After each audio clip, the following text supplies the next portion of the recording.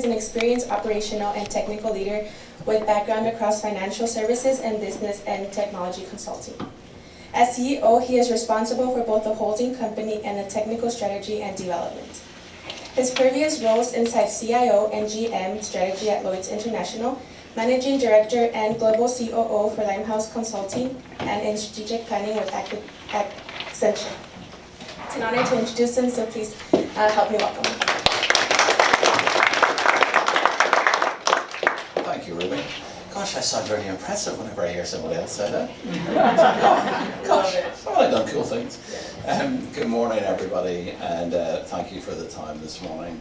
I wanted to just give you a little bit of information about what we are doing as an organization, and then importantly, how we're engaged in the Arizona FinTech Sandbox, and how that was an important part of our business choice to come to Arizona.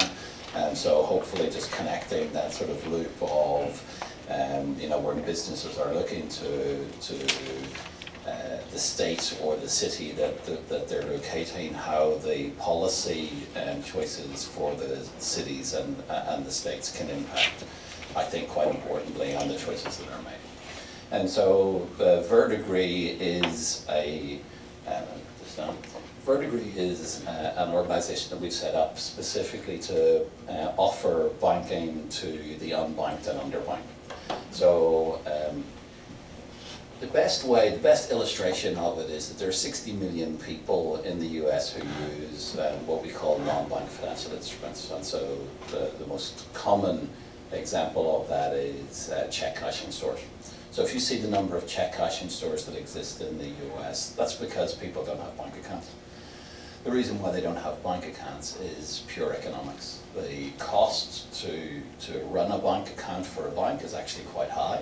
Same with credit unions, community banks. Everybody knows, whether we like it or not, that banks have a lot of inefficient technology and processes. That's simply the fact. And so the economics aren't there for banks to offer services to lots of the low income, a lot of the low income groups. And so what we've done is create a technology platform and operational platform that allows us to offer services to low and moderate income communities. To go about that, we had to set up a brand new technology platform, a brand new operational structure, new processes, new ways of doing lots of different things. And to be able to do that, we needed to be able to test that those things would work. Therefore, the Arizona FinTech Sandbox provided us a mechanism for us to be able to test that. It's not rocket science, right? Until we have our own banking license, it's not possible for us to be able to run as a bank. But what we could do in the FinTech Sandbox was to test all of our technology, our operations, with a degree of confidence that when we came to launch our product, we'd been able to test lots of the things that otherwise would have been difficult for us to test. And so that's where the sandbox became important. We entered into the sandbox, I think the process, I'm going to say in June or July of last year. The process was really very straightforward. We needed to be able to connect with the Attorney General's office and with Evan and his team in particular, explain to them what we were doing, and then file an appropriate information document. It wasn't particularly complicated. It allowed us to explain what we were going to do, and importantly, the factors that relate to the AG's office, how we were going to take care of our customers whenever anybody was in the sandbox. And so a lot of the checks and balances that were in place were important as well. We had to illustrate how we were going to approach it. Then in September, we entered the sandbox and we started testing all of our process and technology. And then in mid-January, we completed all of the testing that we could complete before then getting our own banking license. And so it's been absolutely critical to us being able to test everything quickly and to get to the point where we're now ready to go live with a new product. Look, that's pretty much everything I have to say about the SEM. I'm very happy to answer any questions now, or unfortunately I have to leave the airport, in which case I will pass to Sophia, who will certainly be able to answer questions as well. She's part of our team. Yes. Yeah, I understood your point about people that are not really in the banking system, but I was thinking there are people in the community that kind of want to fly under the radar for various reasons. Is that part of the service? Have helping them fly under the radar as part of the service? No, That would be money laundering. AML and KYC are all, so the anti-money laundering, know your customer, suspicious activity monitoring, OFAC, politically connected individual transactions, all of those things are all normal. There are people who, like, the reality is when we talk to the regulators about what we're doing, they say, okay, well, look, you can help to reduce fraud because we actually have better monitoring systems that are generally engaged in most banks because they can't integrate them into their systems well because of those legacy systems. But the truth is we're not actually going to reduce fraud. The fraud will just go somewhere else.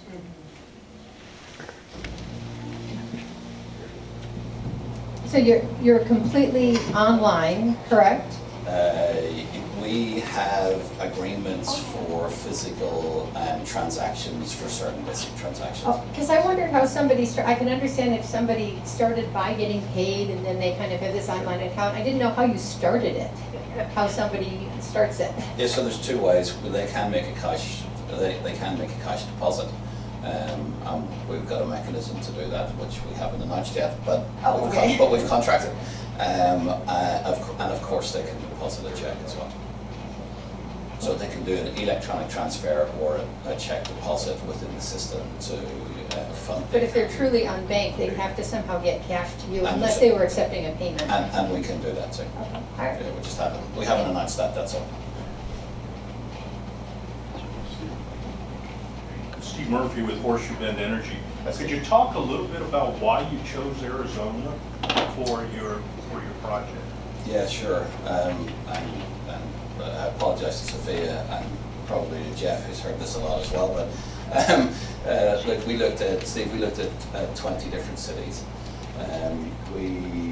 My background in consulting, I like fact-based analysis, and we apply a pretty rigorous process to most of the things that we do. We looked at 20 cities. We issued an RFP. In terms of statistical analysis, we issued an RFP to 11 cities. We got 9 responses. 2 of the cities were unable to complete the appropriate amount of detail within the time that they had. One of those 2 decided that they didn't want to. Then of those 9, we down selected to 4, being Miami-Dade, Houston, Phoenix, and Denver. At that stage, then we engaged with in Arizona the ACA and GPEC. We had engaged with them as part of the RFP process, of course, but we spent more time with them. We came out, we met individuals from lots of different spaces and got a better feel for what was going on in Arizona. And honestly, we were blown away.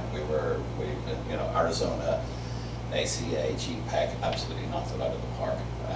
Those other cities, by the time we'd done selected to 4, you can imagine statistically, and each of those other 3, the other 3 cities all have some great things going for them. But we could tell that this was going to be a better place for us. At the time, we weren't really able to quantify the reason, but what became increasingly obvious was that the connection between state administration, legislative, or the government element, the commercial element, and then the emerging opportunity from such a large network of academic institutions here was really standing. How did you say you were regulated? How did we say we were regulated was the question. We are regulated by everybody. For the FinTech Sandbox, the oversight is from the Attorney General's office.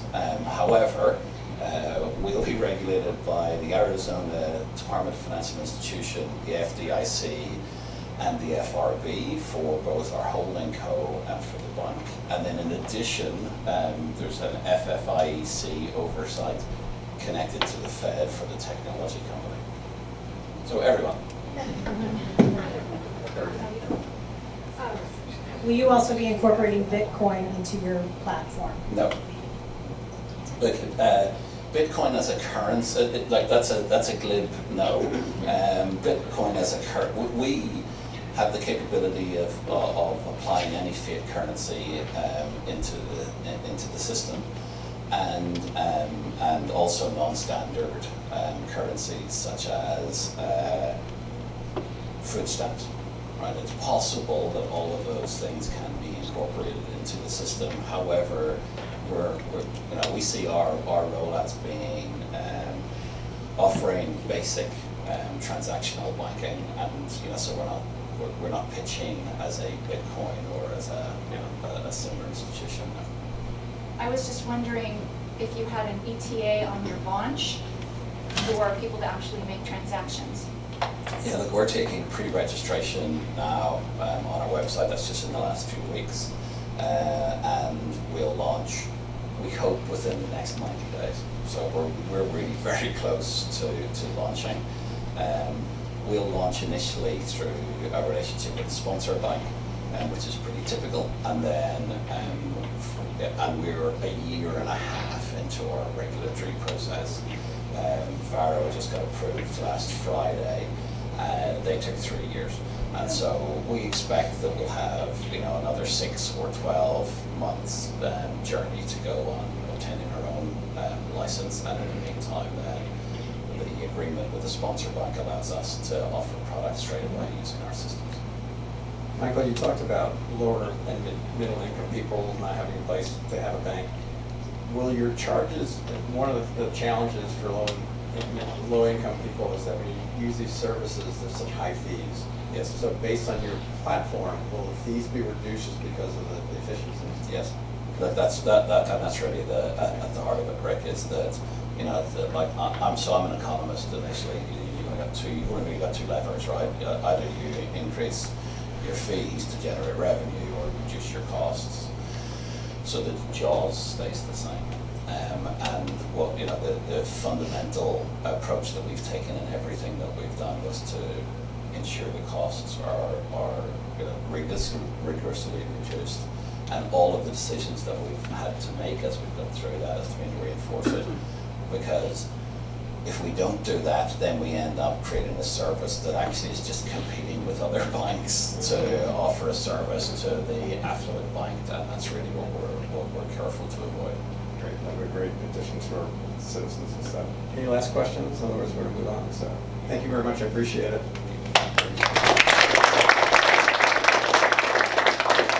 Speaker, Lee, would you like to introduce our next speaker? Jerry Coleman. Sorry. So it is an honor to introduce Jerry Coleman, who is the co-founder of OfferPad.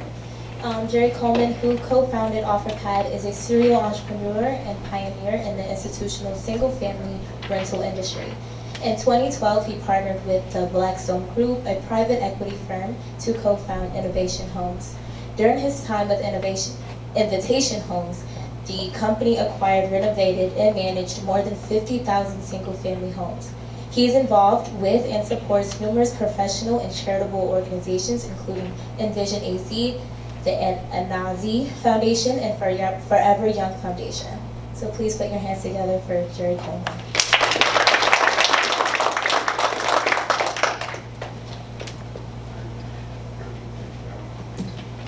Thank you. Appreciate it.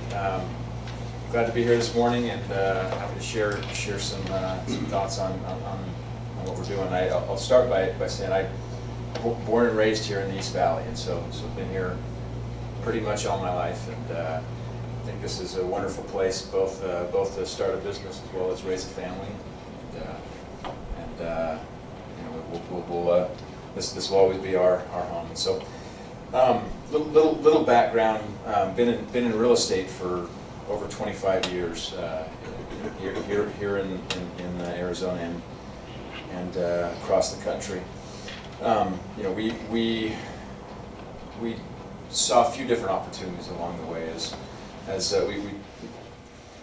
partner and I were in land acquisition entitlement as market crashed. It was a tough place to be as market came, but we saw an opportunity there where a lot of homes were foreclosed and empty, and then so we started buying homes and fixing them up and selling them, and then buying, fixing, and renting. And today there's a bigger opportunity to provide quality housing for people for families that have been displaced. And so this is in 2012. We partnered with Blackstone, and long story short, in less than 2 years we put $10 billion into buying 50,000 homes across the country, and created the largest portfolio of single-family rental homes assembled. And that's Invitation Homes company that we took public in 2017, and now is a $17 billion market cap company. Again, started here in Arizona. That's where we started buying homes.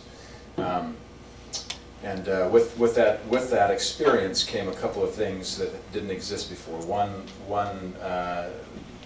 we brought scale to an industry that had been really fragmented and no big significant players.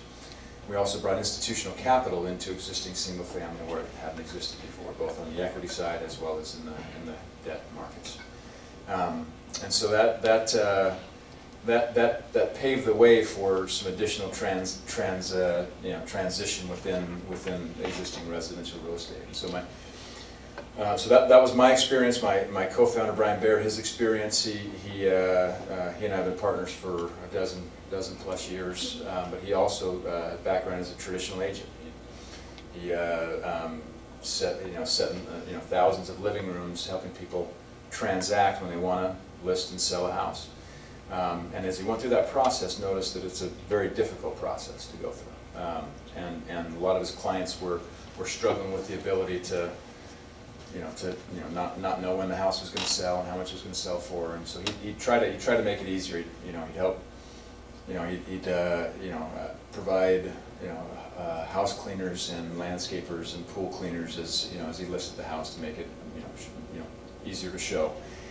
He'd front capital to help him fix up the house, in preparation of listing the house. Started doing all those things, and it helped. It made the process better, but still couldn't tell someone when it was going to close and how much it was going to close for. And they were still kind of in limbo in terms of moving on with the next step that they wanted to take in their lives. And so we came together in 2015 and started OfferPad with the idea being you can take 5 minutes, you come on the website, take 5 minutes, enter information about your house, request an offer. We send you an offer for us to buy your house within 24 hours. You pick your close date and you're done. So we're bringing liquidity to a market that otherwise has been more difficult on the transactional side, and all focused on the customer experience and making that experience much easier and better as customers go through it. And so we launched, like I said, in 2015. Here we are about 4.5 years later. We did a couple $2 billion of transactions last year. We just opened our 16th market across the country, and taking this experience to as many people as we can across the country. This new option. Also finding new ways to help people transact, and finding the right partnerships as we go as well. We launched a national partnership with Keller Williams, where we allow all of Keller's agents across the country to take an OfferPad offer as a way of helping their clients see different ways that they can transact. We'll continue to grow the model and the options that we have as we launch new markets and scale the business. And so that's OfferPad. I'll talk just for a second about, and I know Representative Wenninger is going to talk on the PropTech Sandbox here in a little bit. And so I'll leave it at this, that we have a very unique environment here in the Phoenix area in terms of this is where a lot of real estate technology ventures have started and have scaled over the years. This is where as I mentioned, the single-family rental, the institutional single-family rental started here. Invitation Homes, the company we started, was the biggest, but there were 3 others that 2 of them were based here and 1 had a big presence here. If you look at the national home builders, several of them based here, all of them with a major presence here. If you look at companies like Katera and a few others, that are changing, construction technology and other parts of the real estate technology. A lot of them have a big presence here. So we have a very, very unique environment that I think is very, is very capable of being one of the leaders in real estate technology innovation that happens, and working to, we've done a few things to try and make sure that word's getting out, and that community will continue to grow. We're happy to have moved to Chandler here recently, so we are OfferPad's a Chandler-based company and business, and look forward to the long-term relationship that we'll have with Chandler. And I'll pause there, and happy to answer any questions. I have.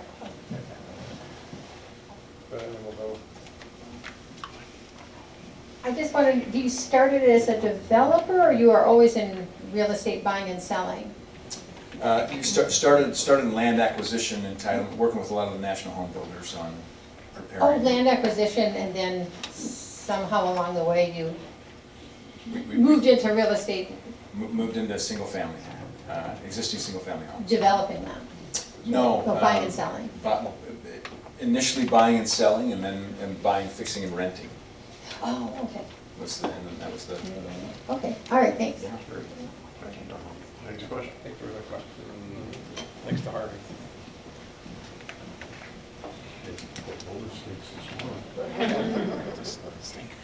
I've been a real estate broker in this state for over 25 years.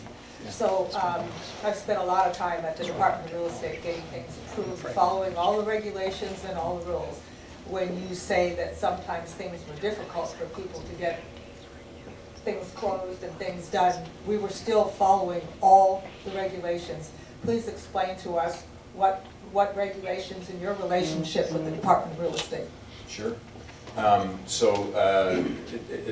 a great point. We have a strong relationship with the Department of Real Estate. We both, as we started in discussions and continuing to have those discussions, and in terms of following all the rules, absolutely make sure that we're in compliance with everything in terms of operating within the Department of Real Estate guidelines and rules. We have Adam Martinez runs legal for our team, and from a compliance standpoint, Adam is very diligent in terms of making sure that we're doing that not only here in Arizona but in all of the markets that we open across the country, and each geography is a little different, and again, just a little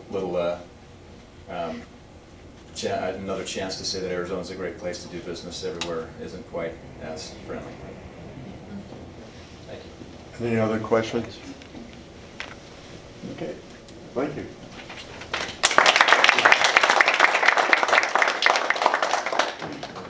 Okay. Our next speaker is going to be Evan Daniels.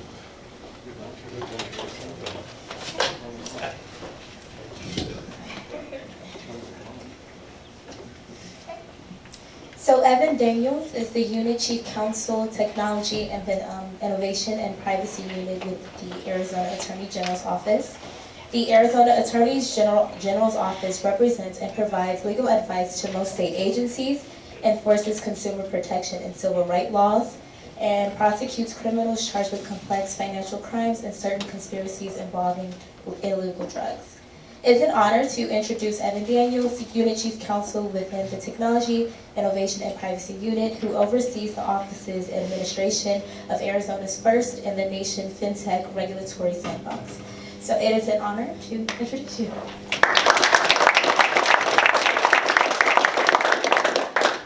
Thank you very much, and thank you for the opportunity to speak with all of you this morning. I'm a lawyer, so standard, no surprise, I have to start with a disclaimer that this morning I'm here talking about my views on our program with the FinTech Regulatory Sandbox, but I don't necessarily represent the views of the office in my remarks this morning. So I speak for myself. It's great to be able to come to groups like this and talk about this idea, and I'm really glad Michael was here to talk about their experience, because I think much better than probably I will be able to do in explaining a little bit more about the nuts and bolts of how our program works. I think it's fair to say that what Michael explained to you is exactly what we were envisioning when both Representative Weniger sponsored this legislation, when Attorney General Brnovich championed it, when we built the program from scratch, really. We were the first to do it, so there was no model out there for us to do it. We had to come up with a way to figure out how to regulate in this relatively new way. But what we were thinking about was ultimately what Michael and his team have been able and are accomplishing.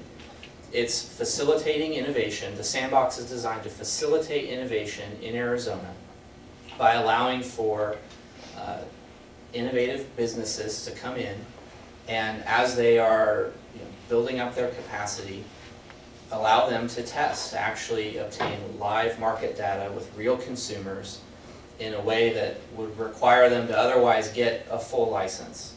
And for companies like Verdigris, for example, who have got some very clear regulatory things that they have to do, it can be challenging to get off the ground prior to obtaining all those regulatory things, getting all those ducks in a row, and especially when it comes to banking, that's a particularly difficult thing to do. So let me talk for a little bit about with that introduction about what we're trying to accomplish, let me talk a little bit about how it's structured and how we administer the program. This is a regulatory program, so in the same way that businesses have to come into Arizona and get a license to do certain things, we're not replacing that or getting rid of it, we're working in conjunction with that system. It's designed really for what I think of as 3 buckets of financial products or services. It's not necessarily exclusive to these things, but I think these 3 areas are really who the program is designed to benefit. And that's money transmission and payments, which is how Verdigris has come into the program and taken advantage of it. In the consumer lending space, which is typically unsecured lending directly to consumers in relatively low dollar amounts. And investment advising, which in the fintech space and the way that universe is developing, it really has to do with robo-advising, creating and using some kind of machine learning or artificial intelligence to allow for data to be fed into a new app or algorithm and spit out data that consumers then might rely on to go make investment decisions. So in those 3 spaces, the program is designed to allow businesses, and all 3 of those things require a license in the state of Arizona. You've got to go to the Department of Financial Institutions in the payments or consumer lending space and be licensed before you can start doing those things.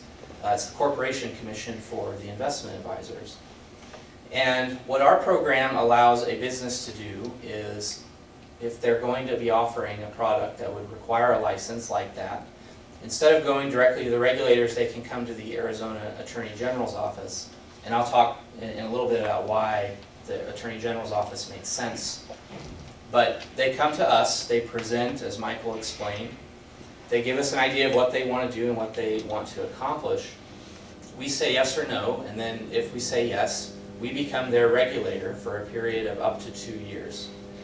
And in that 2-year period of time, they're subject to certain limitations. There's a cap on the number of consumers they can service. There's a transaction size limitation. The idea was not to replace these licenses, but to facilitate a business getting started so that they can scale. And it's not a requirement that you be in the sandbox for 2 years, but the idea being we wanted to give you a long enough runway so that if things went really, really well, you can go get a license at any point. So that's how the program works. Those are the things that it's designed to facilitate. And we take our role very seriously. And the reason I think it makes sense for this program to be in the Attorney General's office is because our office is the chief law enforcement officer of the state, which includes consumer protection. So we enforce things like the Arizona Consumer Fraud Act, which businesses in the sandbox are subject to. And that's the main source of the regulatory power that we have to ensure that consumers remain protected. I think it's fair to say that one of the reasons, and one of the things that was important to my boss, Attorney General Brnovich, in championing this idea was that he saw it as a way to both facilitate innovative business, but without compromising on the consumer protection part of this. And the reason for that, I think, is relatively simple. In this space, there is a lot of regulation. And there are reasons for that, but over time, the sheer number of regulations that financial services businesses are subject to is frankly overwhelming. At the federal level, you have, I think, I have heard someone estimate that there are over 20 federal agencies that touch financial services in some ways. And of course, you have 50 states that each have their own system of regulation to deal with these things in their own jurisdictions. Not to mention whatever other additional rules might apply to cities. If you think of a place like San Francisco or New York, those cities have robust regulatory regimes in and of themselves. So the question just becomes, how much is too much? And at what point are we starting to choke out innovation that would otherwise benefit consumers because they can either lower the cost or provide a service? Maybe the consumer doesn't even know they want it, but once presented, they can provide it and it benefits people's lives. So the sandbox is a way to bridge that gap between regulation that makes sense, that actually protects consumers and does what it's meant to do, and choking out, we're trying to avoid creating a system that chokes out innovation before it can get started. So the way we do that is when an application is submitted to us, one of the things the law allows for us to do is take a look at what state regulations, depending on the service that's going to be provided, what state regulations might we be able to relax or waive while this test is ongoing. So for example, in Arizona, you have to have $100,000 of net worth in order to have a money transmission license. So before you can provide any payment services, you've got to have that amount of money available in addition to purchasing a bond and potentially insurance. All those things are sensible to some extent. They ensure that consumers can get their money back if things go wrong. But what if a business like Vertigree has got an idea, they've got some tech that they've built out, and they don't necessarily intend to distribute their, and I'm using you as an example, obviously this isn't, I'm not speaking for Vertigree or necessarily talking about what they're doing. Yeah, the second disclaimer, right? So, but they might be able to accomplish their goals by proving their tech, by testing their payment system with 100 consumers, 50, whatever it might be. With the current regime, previous to the sandbox, it wouldn't matter how many consumers they wanted. They would still need to have all of those things, whether it be the capital requirements, the insurance, the bonding, all of that would be necessary to have before they could even obtain the license to test whatever it was that they wanted to test.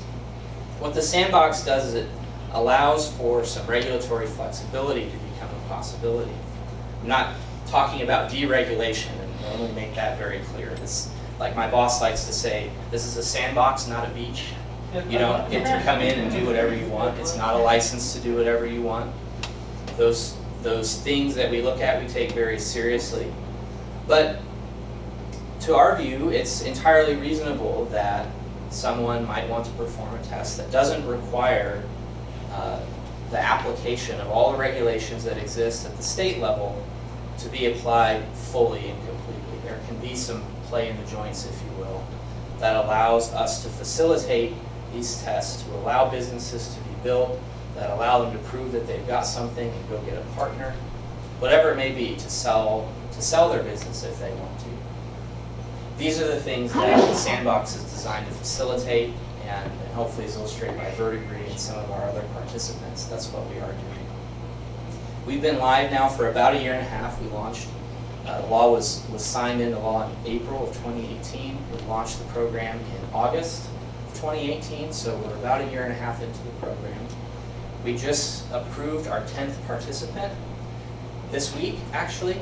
So things are moving forward. Businesses are taking advantage of the program.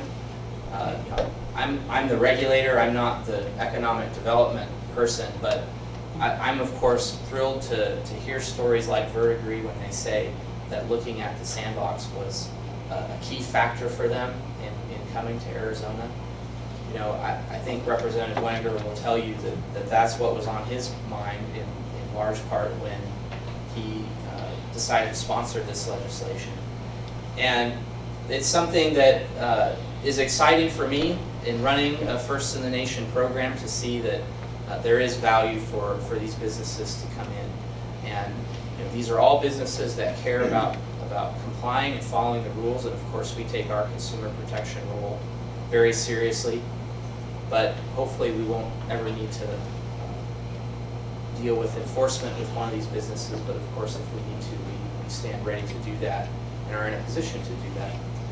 So we're 10 businesses in. I think in this next year we're going to see our first wave of exits, and it will be for various reasons. Not all of these tests went the way that the businesses hope. But to my mind, that's not necessarily a failure. That's just the way the market works, and our job is to ensure that consumers remain protected, you know, irrespective of how the market works out for these businesses. In addition to that, we are being recognized on both a national and international level for the progress that we have made in our program. Our office has joined 2 networks of regulators, one domestically, one internationally, all of which are made up of regulators who are interested in these programs designed to facilitate innovation. One is being organized by the Consumer Financial Protection Bureau to try to facilitate working together between state agencies like ours and federal agencies, and the other is facilitated by the Financial Conduct Authority out of the United Kingdom, who really were the pioneers for the FinTech Sandbox idea. They were the first major financial regulator to launch one of these programs back in 2016, and in large part inspired this idea to see if we can make it work here in the United States. But I think I'll close there. Happy to answer whatever questions you have. Thank you for your time and attention. Good. Put this on here. Evan, thank you. I think that Arizona being a leader in innovation, but at the same time having the protections is so important. Arizona does have a reputation many, many years ago of being an innovator, but also having some shady things going on. So it's very great to see that we have companies like this coming in here that really understand it. You guys giving them the regulatory leeway, so to speak, we get the protections as well. So questions from the audience? I don't need roller skates. Come on. One question. I was that clear. Okay, I'll take it. Yeah, this is really interesting in being in the finance industry to see the innovation coming. But the concern always is with regulation that what starts off with good intentions, and I'm sure you have good intentions, other politically connected people have a tendency to use that as a weapon against people that they don't feel should be part of the economy for whatever reason. So how do we keep this non-political? I feel like as a regulator, I hate to punt on the question. I'm not sure that I'm the right person to answer it. I think, as far as I'm concerned, my job is to apply the rules. And so the rules that we have are the rules that we will work with. We'll give everyone who comes into our program the same look, the same serious consideration. As far as how to make this political, non-political, that's above my pay grade to some extent.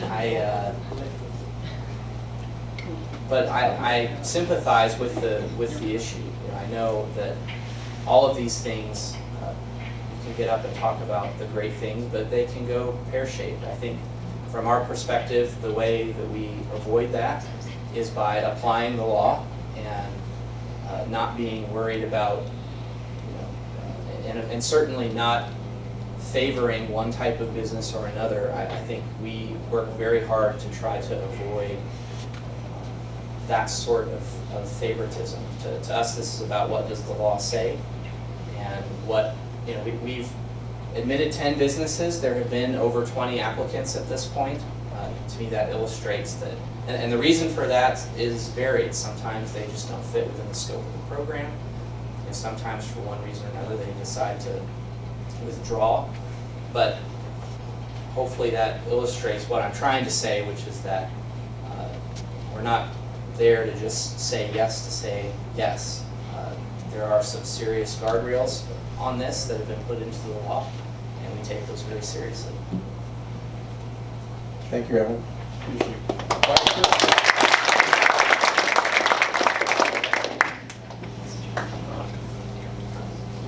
Do the next introduction. So, the next introduction, former council member, State Legislator Jeff. To introduce our next guest speaker, Representative Jeff Wenninger. Before serving as State Representative, Jeff served on the Chandler City Council and held the position of Vice Mayor. He was first elected to represent District 17 in 2014. Jeff currently serves Gilbert, Sun Lakes, and Chandler. Jeff is the chairman of the House Commerce Committee and serves on the House Banking and Insurance and Ways and Means Committees. Throughout his time with the Capitol, Jeff has demonstrated his ability to lead on critical issues including regulatory reform, the creation of a business-friendly economy, access to capital for small businesses, and invest in our education. Please help me give him a warm welcome.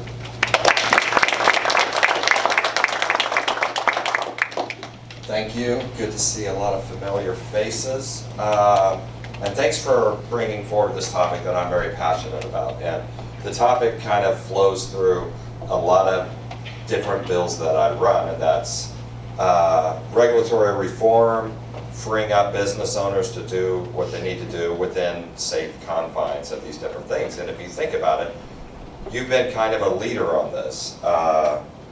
Basically, a few years ago, the governor kind of came in and right away said, no, you're not going to do a sting operation during the Super Bowl week with Uber Lyft, who's Department of Weights and Measures head.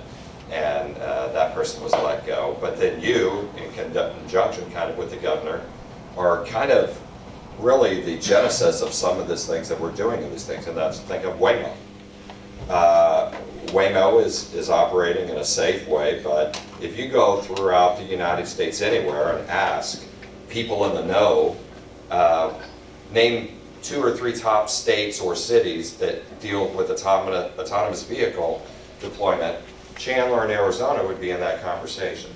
And that's what we're trying to do with a lot of these different things, is create different verticals that Arizona can scale on. When we had this recession back in 07, 08, we dealt with it on the council, and it was tough, but what was the majority of the state built on? Construction industry. We have another recession, which we will eventually. That's not going to be the case because of policies that, like you've said, and that the state has said, to welcome these different industries. And so I was honored when the Attorney General's office asked me to run this. I ran 3 or 4 bills with them, and they've all been really good, and all consumer protection. One dealt with unscrupulous movers. There was this one, and then this year I'm running a bill to codify in state law what is in federal law, protections for pregnant women and in the workplace, whether or not they can be let go and stuff. And basically, we're just codifying federal law, but in federal law, it takes 4 to 5 years to adjudicate these kinds of things. This way, the Attorney General is going to have purview over it, and so those would be able to be adjudicated a lot quicker. But when they came to me with the FinTech Sandbox, at first I was kind of like, the person was like, yeah, sounds okay. And I'm like, now this is going to be a really big deal, Jeff. I'm like, okay, and it turned out to be. It wasn't as easy as it sounded, though. We had some people from the other side of the aisle and some consumer groups. What happens down at the legislature, and it happens some in the city, is you get the worst possible scenario that can happen that they dream up, and then that's the standard going forward. That's the narrative of what you're trying to get passed. And that was tried. It hasn't happened, and we have the top law enforcement officer in the state overseeing this. It has been successful. It was interesting with Michael here. We went to Vegas and we did Money 2020 a couple of years ago, and we were pitching this. We had lots of meetings.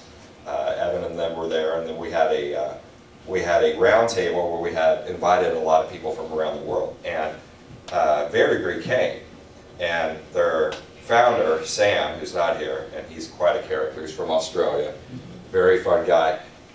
We were kind of pitching it to him even before we started. He's like, yeah, that doesn't really sound like anything we'd be interested in. But then later on, after he heard it, they were really intrigued.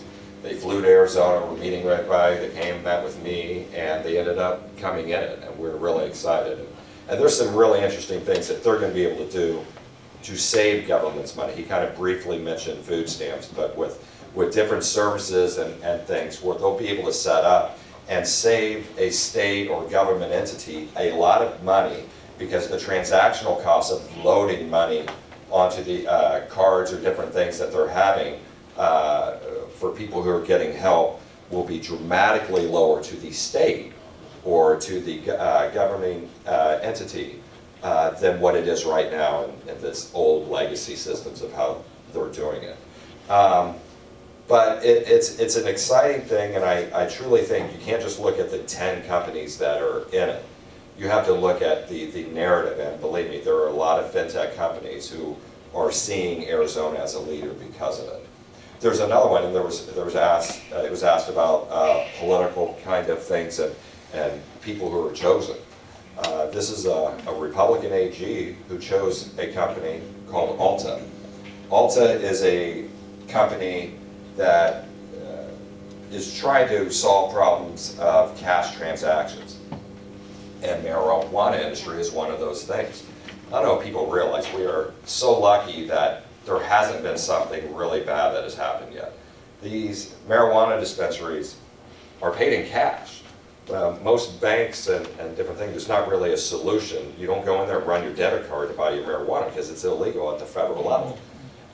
Literally, some of these dispensaries whoever draws the short straw is heading to Nevada somehow, loading up an AR-15, I'm not even kidding, for people who aren't really probably even trained to shoot, and they're driving the money every week to Nevada.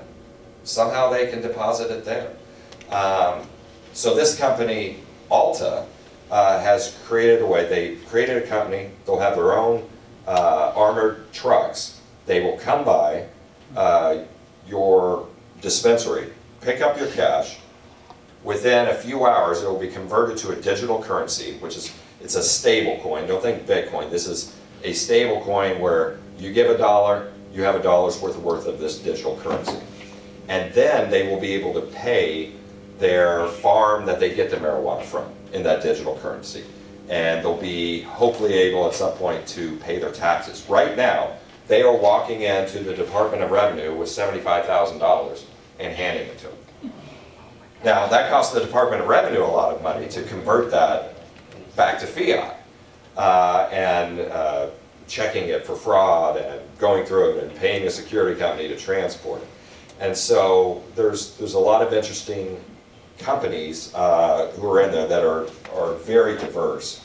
And then we came up with, or actually Jerry and a guy named Jack Selby approached me about doing a prop tech sandbox, a sandbox dealing with property technology, which Jerry said, and is correct, is really scaling here. And there are things that I can't even imagine, but it's a little less clear on what the regulatory burden is. It's more regulatory ambiguity when you're talking about prop tech. Because one example is, until last year, you couldn't basically do a signing of your papers, you know, a notary over the internet. You know, virtually, where you're looking at a screen and the notary's doing it online. So there was a bill run for that last year, and it got through.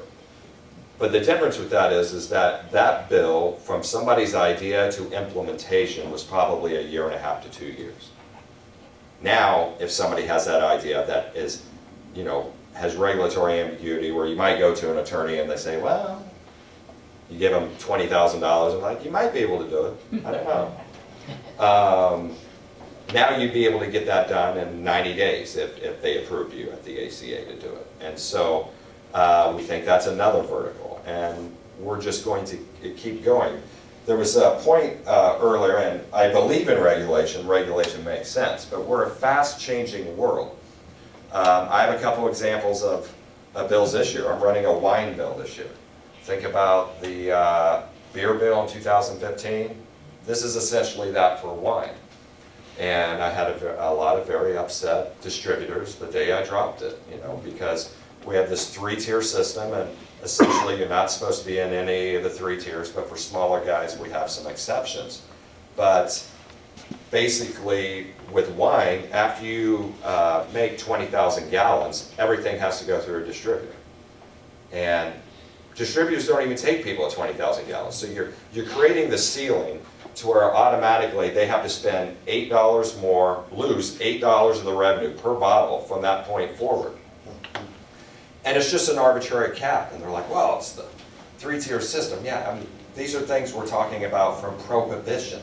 Times change, and we need to be able to change in a rapid way with these things. And so I believe in regulation, but also just we have to pivot and pivot quickly. Think of 5G, that bill I ran a few years ago to help, and Chandler's been very cooperative with, to help scale 5G deployment. We are in a worldwide race to deploy 5G. When 5G gets really deployed en masse in certain countries or regions, development and capital is going to flow to those places. The Russians, I'm not even kidding, are literally putting Facebook ads in America to convince people that 5G is harmful and is doing all these things to them because they want to get ahead. They are literally teaching their own people that not only does it not harm you, that it's healthy for you, that it makes you healthier. That was a New York Times article when they specifically cited these things. So with things like this, things like digital currency, we are in a worldwide race to be the first at these things. It doesn't mean we need to do it in an unsafe way, but it means that we can't spend 5 to 10 years in DC trying to figure these things out. They need to move much more quickly. If we had taken that much time, I always use the example, if the feds had told Silicon Valley in the early 90s, it's like, hey, just hang on a second, let us figure out this internet thing for 5 or 6 years, this country would look dramatically different. The people who scaled much more quickly and didn't hold on to the way that they did things in the 1950s, those countries would be way ahead of us right now. So thank God that didn't happen. I'll stop yammering now and see if there's any questions. Questions of the legislator? Work on those hips. Mike's got those hips. Right here. No question. Real quick before the question, I got to tell you, we are so lucky to have OfferPad here. I mean, hundreds of jobs that they brought this community. They have a beautiful building out by the airport, and it just goes to tell you that they wouldn't have chosen you. You guys weren't doing an incredible job still at the city, and very proud to have them here. How is the property tech sandbox different from the FinTech sandbox? It seems to be the same sort of thing where you're testing your technology before you roll it out to the public. So Yeah, good question. The oversight's a little different. So the FinTech is operated out of the AG's office. Property tech is operated out of the Arizona Commerce Authority in conjunction with the Department of Real Estate, going in with them. It really just got started late this last year. So it's just starting to roll. I haven't checked with the ACA yet to see, what kind of applications they're getting and everything. But it's one of those things where if you told me in the early 90s when, I was in chat rooms talking to complete strangers, and that was like the big thing on the internet, that, you know, I'd be leaving here and ordering a car to pick me up, and Amazon could deliver something to me in a few hours. I wouldn't believe it. And so we're basically trying to get ahead of it and say, I'm pretty sure these guys are going to come up with some really brilliant things dealing with property technology. And we want to already have something set up and ready for them to deploy in and try to test these ideas that there's no way I could have come up with and be ready for them. Can we get back to the wine bill? Yeah. Where is that right now? That right now is going to be a very lively hearing in my committee. I mean, if you remember, everybody just remembers the great parts of the beer bill. It was a fight because, you know, every bottle of Smirnoff that comes in Arizona goes through one specific distributor. Every bottle of Budweiser goes through one. That's your market share, you know, although they're just killing it because you think about what, 300 people a day move to Maricopa County? A certain percentage of them are going to drink Budweiser. A certain percentage of them are going to, so they're just gaining market share and revenue just by the sheer population boom we're having. But, you know, it's going to be a fight, but it'll be Tuesday in my Commerce Committee, which the whole thing is going to be I have like 7 bills that are going to be contentious, but we're basically, right now they're at 20,000 gallons. 20,000 gallons, they have to ship everything through a distributor. There's a lot of wine tasting rooms that are opening up, satellite ones, remote tasting rooms. And we're creating some rules where they can have a Series 7 license as well, because Rick might go in there with his wife and maybe he doesn't drink wine, he drinks beer, so they want to be able to serve a beer as well to that person. So little things like that, but wine has changed in Arizona. I went and toured a whole bunch of these vineyards. It is good, it really is. Down in Sonoyta, up north, there's a guy named, and I don't really know the band, but it's a very popular band called Tool. I went up and spent like 8 hours with him, taking me all around, all his places. He's out on tour, they sold out twice here in an hour. And he's like kind of rebuilt Cottonwood and Jerome. I mean, you go up there and go in downtown Cottonwood, he has a restaurant, there's just fabulous restaurants. You literally walk down the street, there's like 8 places you can go to wine tastings within 2 or 3 blocks. It is a blooming industry and we need to get out of their way. Jeff, do you have the votes? I think we do, but you never know with something like this because these lobbyists, and they're great. I run bills for them too, but they are the who's who of the lobbying community down there who are running They have a fair chunk of opposition. change. Yeah, but we have a great plan, and I work hard on my bills. I mean, so much, a lot of times these people are like, why are you texting me at 10 o'clock at night on this, you know? So I think we're going to get it through, and I think it's going to be great for the state. It really do. I have a question over Yeah. there. Representative Weniger, thank you very much for your leadership in this blockchain space. It really has put Arizona on the front step on a global basis. And one example of that is next month, one of the largest blockchain conventions is being hosted right here in Phoenix. Last year, that convention was hosted in Switzerland. So that's an example of where Arizona's coming out on that platform. Question I have for you today is we've opened up FinTech, we've moved to PropTech. What do you see on the horizon for other sectors? Is healthcare on the agenda, energy, agriculture? What's next for FinTech, for Sandbox? Yeah, that's a great question. We were actually looking at trying to do a healthcare sandbox this year, and it's tough.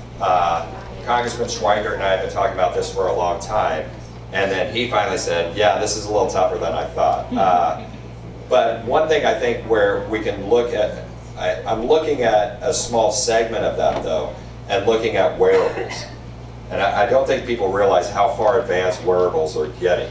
So one thing I worked and got in the budget last year was for these innovation centers that ASU is part of and stuff, and we're looking at getting more in it this year.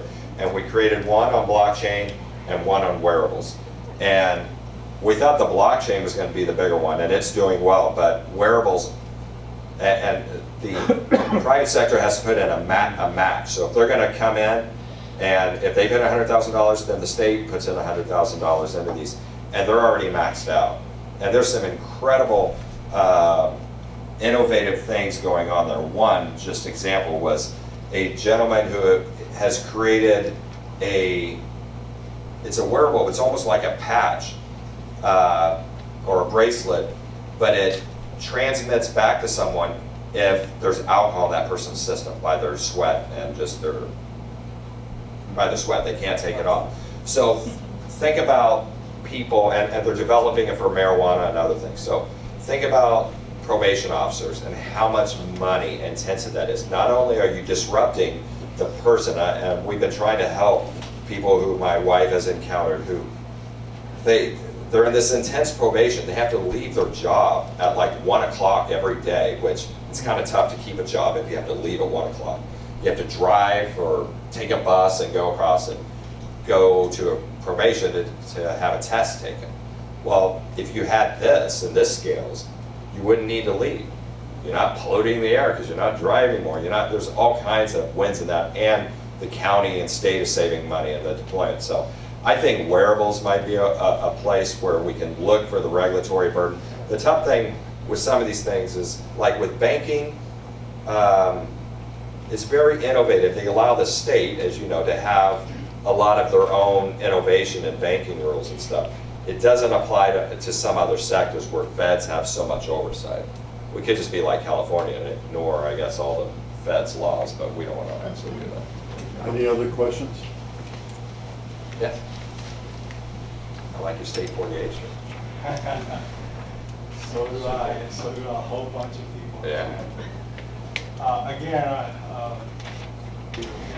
wear leadership in this blockchain space, and leading not only Arizona, but helping the president's special committee in growing similar programs throughout the entire country. So I want to applaud you for that. Thank you.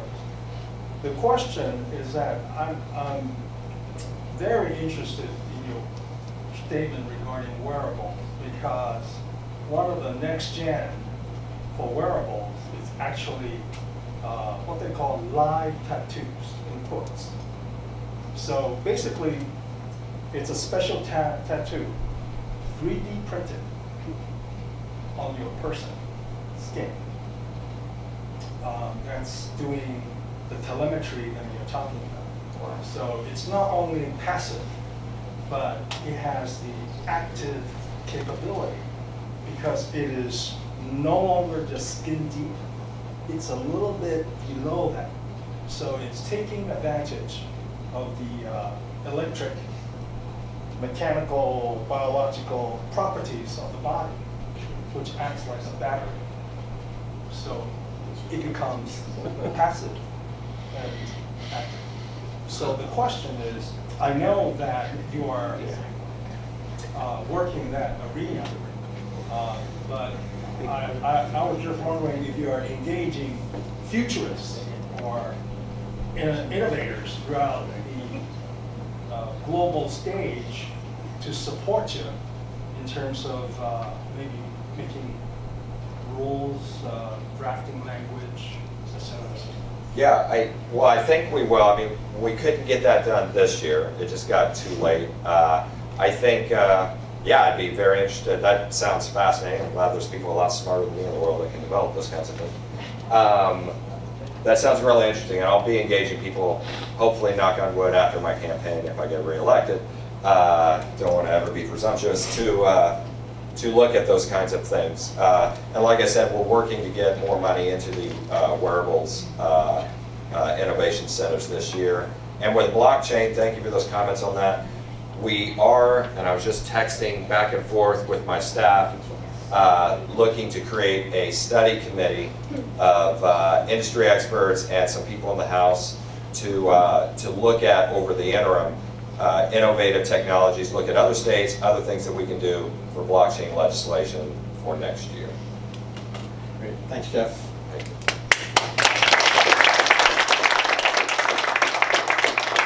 Next up, our County Board of Supervisor, Jack Sellers, had to leave. They're actually hiring an assessor, I guess, today, so he's interviews or picked an assessor. So we'll go to the city update. I guess we'll start with the mayor. Mayor Markey, would you like to give a city update? Sure. So we've got a few council members here as well, and I'll be brief with that. So first of all, I want to invite you all to next Thursday to our State of the City address. It's going to be at the Center of the Arts at 5:30, similar to the big event that the Chamber does every year. We're going to have 10 restaurants show up and provide some food, a taste of Chandler. There's going to be some industry leaders there. 5:30, you're welcome to come. 6 o'clock, we'll be delivering our remarks. Chandler Center of the Arts.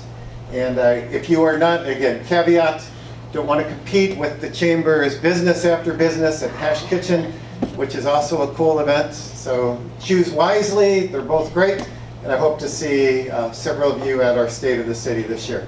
Secondly, in the mail, we just, I think, dropped this week the ballots for our Chandler Charter Amendment. Our state legislators, in order to give Arizona a little more bite, had moved up the primary date, which will affect our elections here in Chandler. And so there is a single issue ballot, mail only, that has gone out to change our charter to correspond to the state dates that have been provided.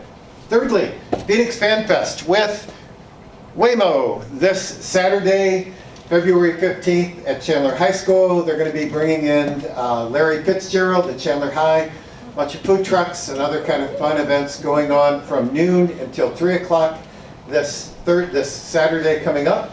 And lastly, on February 26th, we're engaged in our airport master plan, and there's going to be an open house at Quantum Helicopters. If you have some comments or questions or want to provide some input to what's going on with our Chandler Airport and developing our master plan upcoming, then we invite you to come up. 5:30 on Thursday, February 26th. So before we go to Councilmember Orlando, just so you know, Mayor, the Business After Business pot is at $2,400. So you may have some serious competition.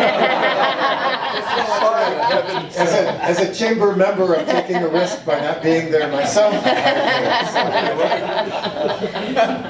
But I could take your name out of the pot that'll get to another person or not. You're kind, you're kind. And by the way, I do want to hear more about Legislator Jeff's sketchy chat room history back in the 90s. Councilmember Orlando. Just one other thing. I want to talk a little bit about our Budget Connect meeting. Will be on the 27th. That there will be an online asking questions of the council, what's going on with their budget. So again, that'll be open. There's more information on our website about that. As you know, we're going through our budget cycle again this year. And we've had over 1,000 inputs already from residents on what they want to see in our city. I think that's a really transparent, healthy process. I'm looking forward to taking the next step on a live show.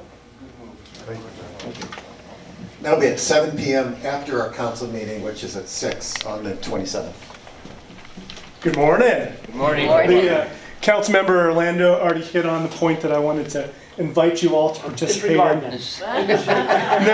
So I know so many of you in here that are actively involved in several associations in the community, and I know we all share the passion to give back to the city that we love so much.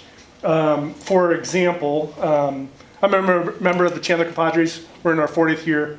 This year we're on track to raise 1.1 to 1.2 net for local children's charities, making an impact, reaching the maximum number of children in our community.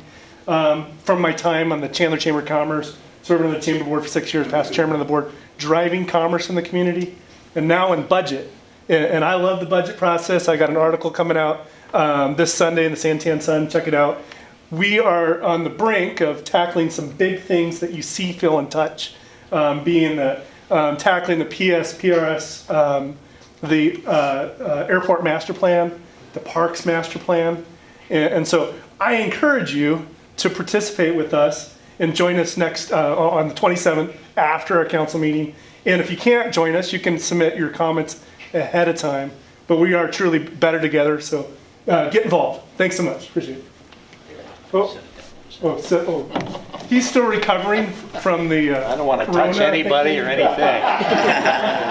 We do appreciate In the corner. Morning, folks. I want to remind you that the Ostrich Festival starts on March 13th. Our chamber, so I hope you all come out or bring your family and friends. It is Valentine's Day, so this is just a little short thing about being grateful.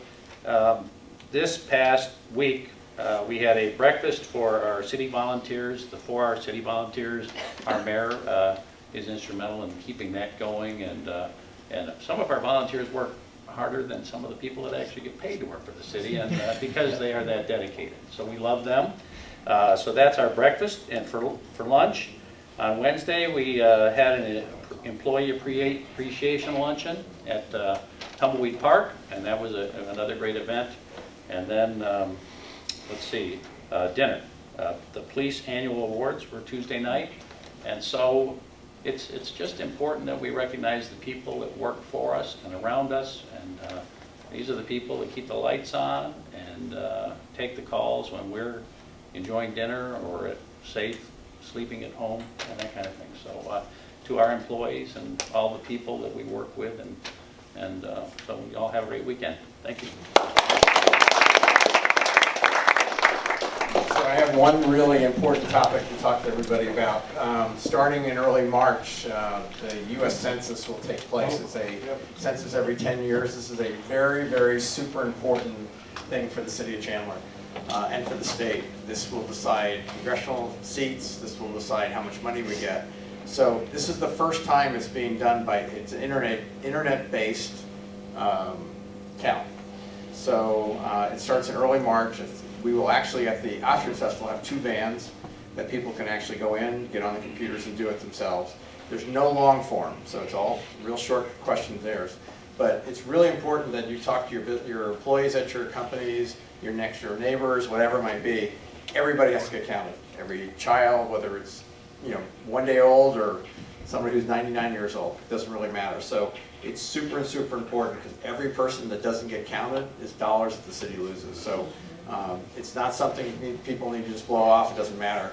If you don't fill it out on the internet, there will be people coming to your door, knocking your door. But in Councilor Winterger, in talking about ways of saving money, this is really a very big cost savings to the country in having to have so many people out on the street. Being able to go on the web, it's like I said, it's maybe like 10 questions and it's that. So it'd be really important. So I'm one of the people, I'm the co-chair of the Census Committee's business group. So it's really, really important. I can't stress it enough. So people go out and do that. So with that, I want to thank everybody for coming today and have a great Valentine's Day.